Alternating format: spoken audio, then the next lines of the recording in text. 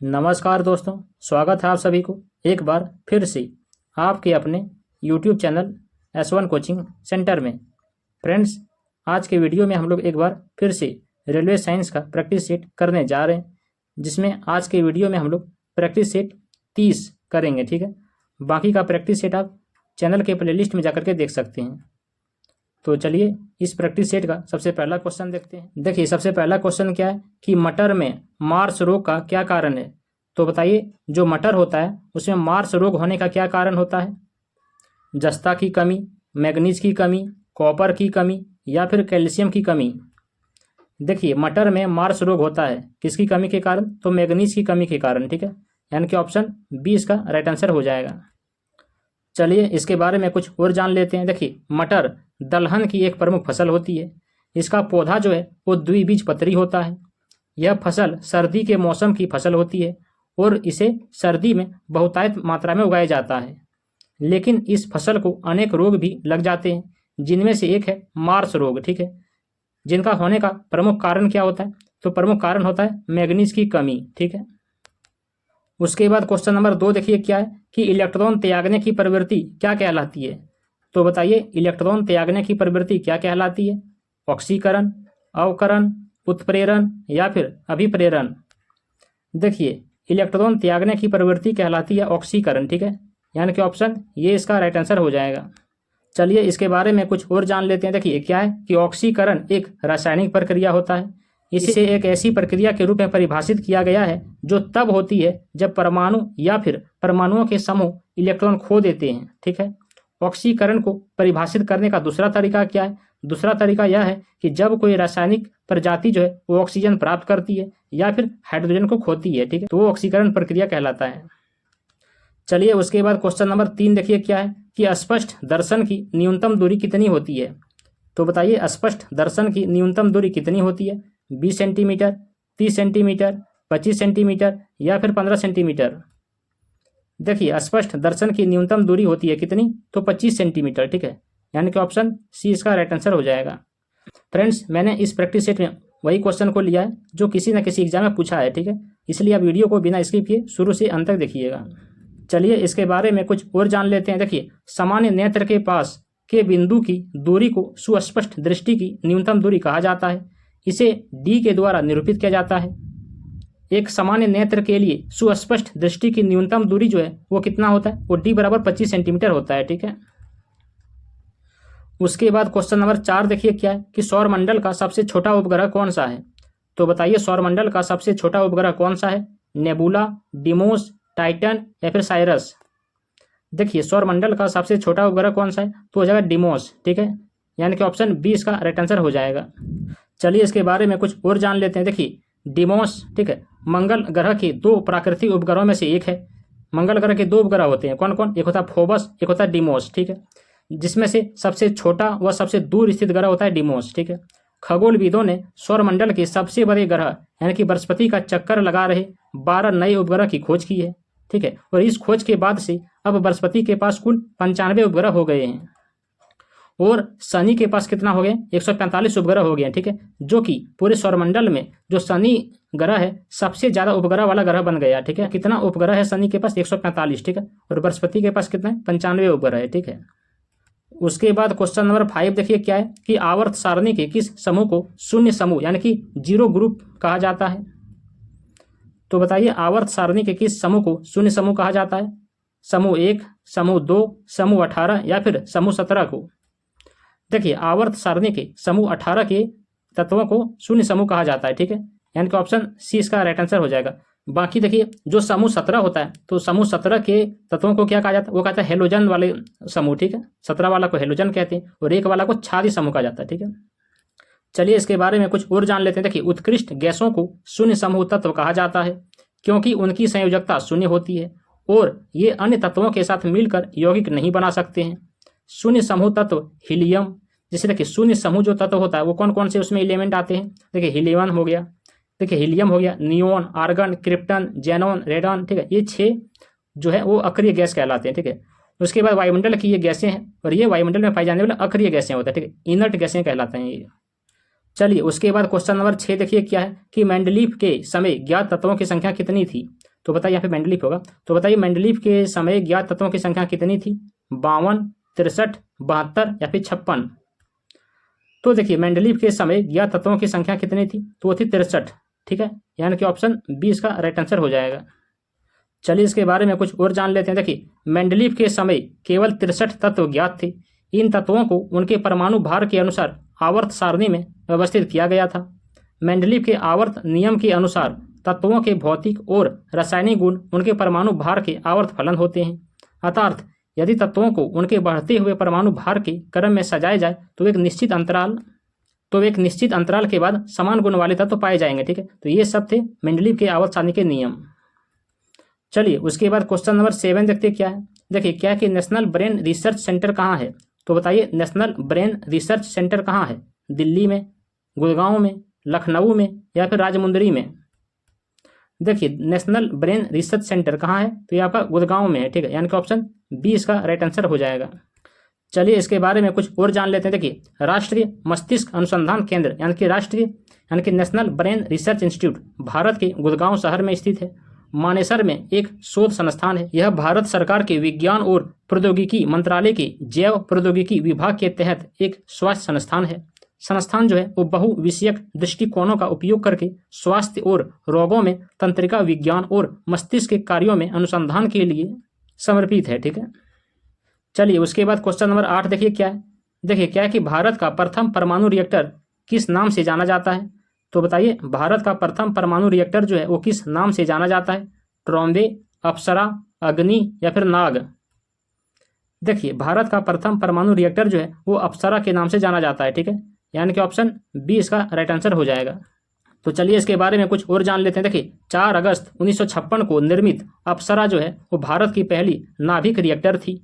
इसका उद्घाटन कब हुआ था, तो इसका उद्घाटन हुआ था 20 जनवरी 1957 को, ठीक है, प्रधानमंत्री जवाहरलाल नेहरू के नेतृत्व में हुआ था, ठीक है।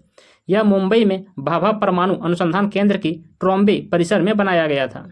उसके बाद क्वेश्चन नंबर 8 देखिए क्या है कि भारत ने अपना पहला परमाणु विस्फोट कहाँ किया था। तो बताइए भारत ने अपना पहला परमाणु विस्फोट कहाँ किया था, तारापुर में, पोखरण में, इज्जतनगर में या फिर अहमदनगर में। देखिए भारत ने अपना पहला परमाणु विस्फोट किया था कहाँ पर, तो पोखरण में, ठीक है, यानी कि ऑप्शन बी इसका राइट आंसर हो जाएगा। फ्रेंड्स अगर वीडियो पसंद आ रहा हो तो उसको लाइक करें और दोस्तों के पास भी शेयर करें, ठीक है। देखिए क्या है कि 18 मई 1974 को भारत ने पोखरण में अपना पहला परमाणु परीक्षण किया था, जिसे ऑपरेशन स्माइलिंग बुद्धा नाम दिया गया था, ठीक है। 50 साल पहले भारत ने पोखरण में अपना पहला परमाणु परीक्षण किया था, जिसे ऑपरेशन स्माइलिंग बुद्धा नाम दिया था। इसके साथ ही भारत परमाणु क्षमता वाले देशों की श्रेणी में भी शामिल हो गया था। चलिए उसके बाद क्वेश्चन नंबर 10 देखिए क्या है कि रेबीज के टीके की खोज किसने की थी। तो बताइए रेबीज के टीके की खोज किसने की थी, ट्रेजर ने, अलेक्जेंडर फ्लेमिंग ने, वैक्समैन ने या फिर लुई पास्चर ने। देखिए रेबीज के टीके की खोज की थी किसने, तो लुई पास्चर ने, ठीक है, यानी कि ऑप्शन डी इसका राइट आंसर हो जाएगा। तो चलिए इसके बारे में कुछ और देख लेते हैं। देखिए 6 जुलाई 1885 को लुई पास्चर और उनके सहयोगियों ने खरगोश की रीढ़ की हड्डी के निलंबन की 14 दैनिक खुराक में से पहली खुराक को 9 वर्षीय जोसेफ मिस्टर में इंजेक्ट किया था। तो क्या नाम था, जोसेफ मिस्टर, ठीक है, जिनमें एक खुराक इंजेक्ट किया था, ठीक है, जिसमें उत्तरोत्तर निष्क्रिय रेबीज वायरस था, जिसे 2 दिन पहले एक पागल कुत्ते ने गंभीर रूप से काट लिया था। तो इस प्रकार से रिसर्च किया था इसका, ठीक है। चलिए उसके बाद क्वेश्चन नंबर 11 देखिए क्या है कि क्षुद्र ग्रह कहाँ स्थित होता है। देखिए क्षुद्र ग्रह को इंग्लिश में मेटेलॉइड्स बोलते हैं, ठीक है, मेटेलॉइड्स या फिर क्षुद्र ग्रह कहाँ स्थित होता है। तो बताइए कहाँ स्थित होता है, बुध और शुक्र के बीच में, मंगल एवं बृहस्पति के बीच में, मंगल एवं बुध के बीच में या फिर बुध एवं बृहस्पति के बीच में। तो देखिए क्षुद्र ग्रह स्थित होते हैं कहाँ पर, मंगल एवं बृहस्पति के बीच में, ठीक है, यानी कि मार्स एवं जुपिटर के बीच में, यानी कि ऑप्शन बी इसका राइट आंसर हो जाएगा। तो चलिए इसके बारे में कुछ और देख लेते हैं। देखिए क्षुद्र ग्रह वास्तव में छोटे छोटे ग्रह होते हैं, जिन्हें ना तो ग्रह के रूप में वर्गीकृत किया जा सकता है और ना ही धूमकेतु के रूप में, ठीक है। ये आमतौर पर सूर्य के चारों ओर सीधी कक्षा में होते हैं, जिन्हें आंतरिक सौरमंडल कहा जाता है। क्षुद्र ग्रह के बड़े रूपों को प्लेनेटॉइड्स के नाम से भी जाना जाता है। उसके बाद अधिकांश क्षुद्र ग्रह जो है वो मुख्य क्षुद्र ग्रह बेल्ट के भीतर मंगल और बृहस्पति के बीच हमारे सूर्य की परिक्रमा करते हुए पाए जा सकते हैं। चलिए उसके बाद क्वेश्चन नंबर देखिए 12 क्या है कि रेडियो धर्मी पदार्थ क्या उत्सर्जित करते हैं। तो बताइए रेडियोधर्मी पदार्थ क्या उत्सर्जित करते हैं? अल्फा कण, बीटा कण, गामा कण या फिर उपयुक्त सभी? देखिए रेडियोधर्मी पदार्थ उत्सर्जित करते हैं क्या? अल्फा कण, बीटा कण और गामा कण तीनों, ठीक है, यानी कि ऑप्शन डी इसका राइट आंसर हो जाएगा। तो चलिए इसके बारे में कुछ और देख लेते हैं। देखिए रेडियोधर्मी पदार्थ अस्थिर होता है, ठीक है। रेडियोधर्मी पदार्थ कैसा होता है? तो रेडियोधर्मी पदार्थ अस्थिर होता है, ठीक है, और खतरनाक प्रकार का विकिरण उत्पन्न करता है। यह अस्थिर है क्योंकि मजबूत परमाणु बल जो परमाणु के नाभिक को एक साथ रखता है उस विद्युत बल्ब के साथ संतुलित नहीं हो पाता है, ठीक है, जो इसे अलग अलग करना चाहता है। क्योंकि यह अस्थिर होता है, परमाणु अधिक स्थिर परमाणुओं में विघटित हो जाता है। उसके बाद देख लीजिए कि रेडियोधर्मी पदार्थ के द्वारा जो उत्सर्जित होता है वो 3 प्रकार के कण कौन कौन है? तो अल्फा कण, बीटा कण और एक गामा कण होता है, ठीक है। चलिए देखते हैं उसके बाद अगला क्वेश्चन नंबर 13 देखिए क्या है कि शुगर बेबी किसकी प्रजाति है? तो बताइए शुगर बेबी किसकी प्रजाति है? गाजर की, तरबूज की, चुकंदर की या फिर खरबूज की? देखिए शुगर बेबी जो है वो प्रजाति है किसकी? तो तरबूज की, ठीक है, यानी कि ऑप्शन बी इसका राइट आंसर हो जाएगा। चलिए इसके बारे में कुछ और जान लेते हैं। देखिए शुगर बेबी तरबूज की एक किस्म है। इस किस्म का उपयोग जो है वो मुख्य रूप से सब्जी की खेती और छोटे बगीचों के लिए किया जाता है। देखिए क्या कि यह गर्मियों का इलाज जो है वो मीठे गुलाबी तरबूज मोटे और काले रंग के होते हैं और आइस बॉक्स में फिट होने के लिए छोटे होते हैं। इसके बाद क्वेश्चन नंबर 14 देखिए क्या है कि अस्थि में कौन सा प्रोटीन पाया जाता है? तो बताइए अस्थि में कौन सा प्रोटीन पाया जाता है? केसिन, एल्बुमिन, ओसिन या फिर इनमें से कोई नहीं? तो देखिए अस्थि में जो प्रोटीन पाया जाता है उसका नाम है ओसिन, ठीक है, यानी कि ऑप्शन सी इसका राइट आंसर हो जाएगा। देखिए क्या है कि प्रोटीन जो अस्थि में पाई जाती है ओसिन के नाम से जानी जाती है, जो अस्थि के निर्माण के समय सक्रिय हो जाती है, ठीक है, यानी कि एक्टिव हो जाती है। चलिए उसके बाद क्वेश्चन नंबर 15 देखते हैं क्या है। देखिए क्या है कि निम्न में से कौन सा पशु जुगाली नहीं करता है? तो बताइए इनमें से कौन सा पशु है जो जुगाली नहीं करता है, ठीक है, इसको इंग्लिश में मेस्टिकेट बोलते हैं। तो कौन है? ऊंट है, सुअर है, बकरी है या फिर भेड़ है? तो देखिए जो जुगाली नहीं करता है इनमें से सुअर हो जाएगा, ठीक है, यानी कि ऑप्शन बी इसका राइट आंसर हो जाएगा। तो चलिए इसके बारे में कुछ और जान लेते हैं। देखिए गैर जुगाली मतलब जुगाली नहीं करने वाले जो जानवर होते हैं वो कैसे होते हैं? वो एक ही डिब्बे वाले पेट वाले जानवर होते हैं, ठीक है। जैसे कौन कौन से इसमें आएंगे? इसमें देखिए सुअर हो गया, मुर्गी हो गया, घोड़े हो गया, कुत्ते, बिल्ली, इंसान, ये सब जुगाली नहीं करने वाले में से नहीं आते हैं, ठीक है। उसके बाद देखिए जो जो जुगाली करते हैं जैसे गाय, हिरण, भेड़, बकरी और मिर्ग और पालतू जानवरों या जानवरों के कुछ उदाहरण होते हैं, ठीक है। उसके बाद देखिए कि जुगाली करने वाले जानवर जो है वो गैर जुगाली करने वाले जानवरों से भिन्न होते हैं। कैसे भिन्न होते हैं? तो क्योंकि उनका पेट जो है वो 4 कक्ष होता है, ठीक है, किसका? जो जुगाली करते हैं, ठीक है। चलिए उसके बाद क्वेश्चन नंबर 16 देखिए क्या है कि भारत में श्वेत क्रांति का जनक किसे कहा जाता है? तो बताइए भारत में श्वेत क्रांति का जनक किसे कहा जाता है? वर्गीज कुरियन को, नॉर्मन बोरलॉग को, अमृता पटेल को या फिर MS स्वामीनाथन को? तो देखिए भारत में श्वेत क्रांति का जनक कहा जाता है किसे? तो वर्गीज कुरियन को, ठीक है, यानी कि ऑप्शन ये इसका राइट आंसर हो जाएगा।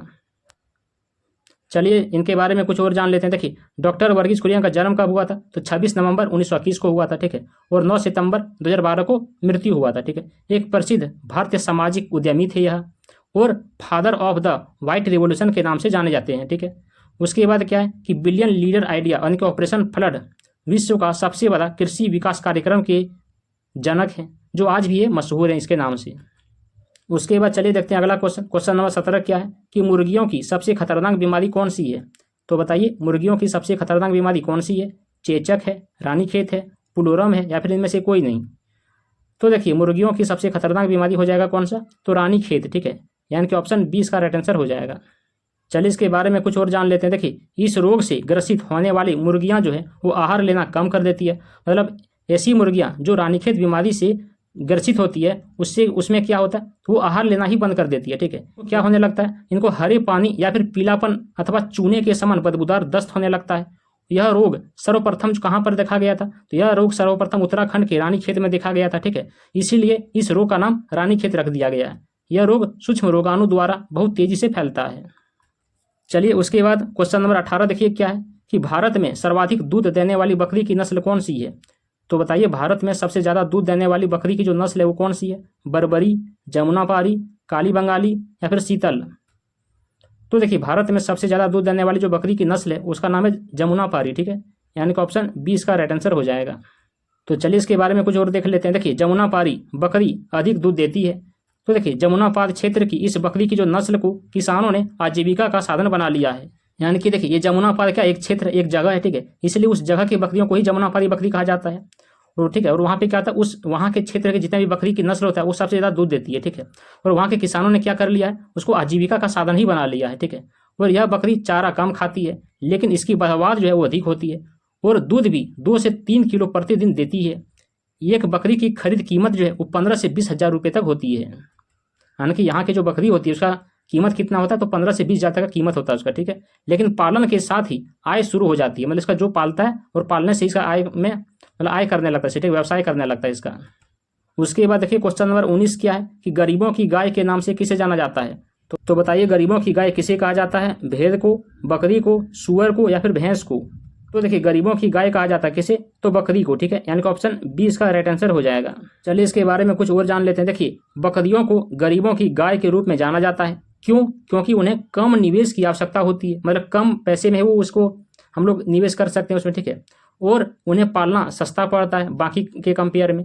वार्षिक वर्षा पर निर्भर जो है वो शुष्क भूमि कृषि प्रणालियों में बकरी पालन प्रमुख होता है, क्योंकि ऐसी सीमांत भूमि में बकरियां गाय या भैंस जैसे अन्य प्रकार के मवेशियों के लिए सबसे अच्छा विकल्प हो जाता है। चलिए उसके बाद क्वेश्चन नंबर देखिए 20 क्या है कि पृथ्वी के चारों ओर गैसों के समूह को क्या कहते हैं। तो बताइए पृथ्वी के चारों ओर के गैसों के समूह को क्या कहते हैं, भूमंडल, जलमंडल, वायुमंडल या फिर स्थलमंडल। तो देखिए पृथ्वी के चारों ओर के गैसों के समूह को कहते हैं वायुमंडल, ठीक है, यानी कि ऑप्शन सी इसका राइट आंसर हो जाएगा। चलिए इसके बारे में कुछ और जानते हैं। देखिए क्या कि हमारी पृथ्वी के चारों ओर वायु की घनी चादर से घिरी हुई है, जिसे वायुमंडल कहते हैं। पृथ्वी पर सभी जीव जो है वो जीवित रहने के लिए वायुमंडल पर निर्भर है। वायुमंडल में पाए जाने वाले गैसों में सबसे ज्यादा मात्रा में जो कौन कौन सा है, तो नाइट्रोजन का अनुपात पाया जाता है जो कि 78.08% है। उसके बाद ऑक्सीजन पाई जाती है जिसकी मात्रा 20.95% है। और उसके बाद फिर ऑर्गन है जिसकी मात्रा 0.93% है। और फिर बाकी बचा हुआ कार्बन डाइऑक्साइड पाया जाता है, ठीक है। तो बस इतना ही था फ्रेंड्स। कैसे लगा वीडियो कमेंट में जरूर बताइएगा। चलिए मिलते हैं अगला वीडियो में एक अगले स्टेट को लेकर के। तब तक के लिए धन्यवाद। जय हिंद।